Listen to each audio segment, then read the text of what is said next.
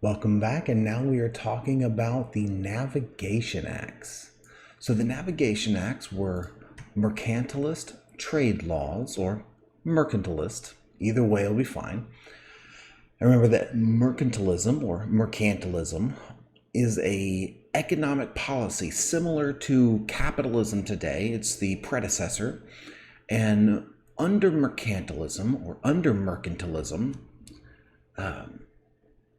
the mother country, the country that created a colony, is going to use that colony to pull resources out of it, take those resources to the mother country, make stuff, and that stuff they made in factories, they're going to sell it back to the colonies and make money. It's a way to pull money, pull resources, and make the mother country rich. The mother country gets rich. That's the whole point of it, is to make the mother country get rich at the cost of colonies. And these laws were written in the late 1600s. So this is quite a ways before the actual Revolutionary War starts. This is kind of where some of that original distaste for taxation starts to develop. So in the latter part of the 17th centuries, a series of laws called the Navigation Acts were passed, in part due to demand by merchants. They wanted protection for their goods. They wanted the government to help them. These laws allowed Parliament, the governing legislative body in Great Britain, the people who make the laws in England, it allows them to rigidly define all matters of maritime shipping and trade. So if these are goods you're trying to sell to somebody across the ocean, people in Great Britain get to decide how and how much. There are 4 of them. You have an act for an increase of shipping and encouragement of the navigation of this nation, passed in 1651. They were really good at naming things, weren't they?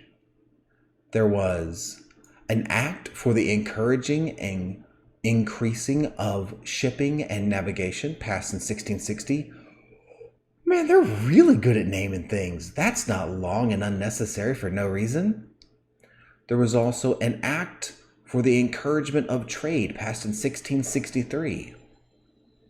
Okay, that's actually a little bit better. And then finally, the last one of these was the Molasses Act of 1733. So let's go back. An act for an increase of shipping and encouragement of the navigation of this nation. It was passed by Parliament under Oliver Cromwell, who was the Prime Minister at the time. This law gave the Commonwealth of Great Britain the power to pass further legislation regulating international trade. An act for the encouraging and increasing of shipping and navigation. This law tightened restriction on crew nationality, increasing the required number of English-born sailors to 75%.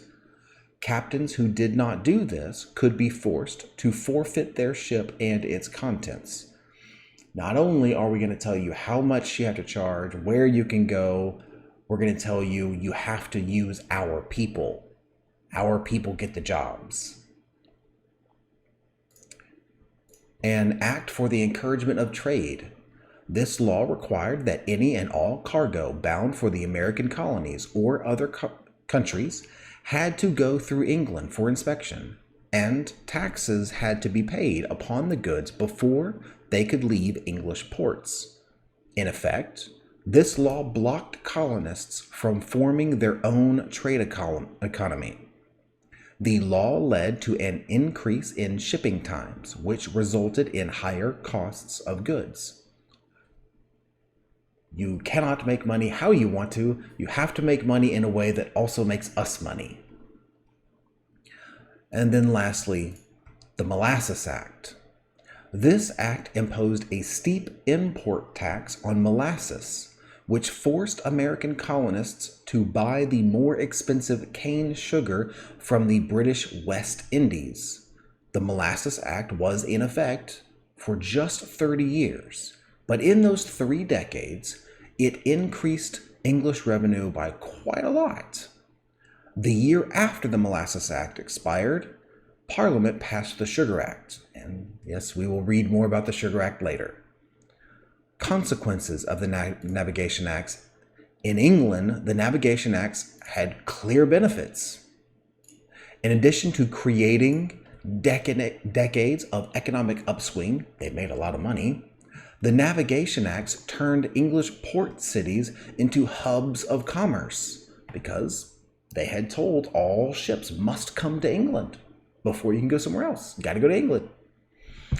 London, in particular, benefited from the Navigation Acts, and the eventual rapid growth of the Royal Navy helped England become a maritime superpower in the 17th century. In the American colonies, however, the Navigation Acts led to significant upheaval. There's trouble. The colonists felt underrepresented by Parliament, and although most of the acts had little effect on the average colonist, they drastically affected the livelihoods of merchants. So the merchants make money by buying and selling things. If you affect them, you are also affecting the people they buy from and the people they sell to, which was basically everyone. As a result, merchants vocally protested laws, and other people protested too, because if it affects them, it affects everyone else too. The Navigation Acts are considered one of the direct early causes of the American Revolution. And this graphic over here says that the Navigation Acts restricted colonial trade, manufacturing, and shipping to other countries. Colonists smuggle and disregard the acts because they didn't want to obey them. So they snuck stuff around instead of just paying the taxes. And then salutary neglect. Britain had allowed the colonies to prosper under their protection with little or no control. But now they were trying to control them. And the colonists were not used to that. They didn't like it. So they argued. So I hope this was helpful, and until next time.